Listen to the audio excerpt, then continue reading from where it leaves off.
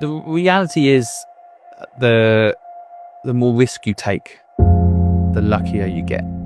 So people need to learn to take one big risk a day. And that could be walking up to someone and saying, would you like to go out on a date? Practice that risk muscle. Knock on a door and try and sell something.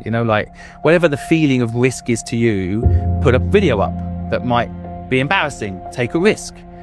Every day take a risk and build up that risk muscle, because risk is where success comes.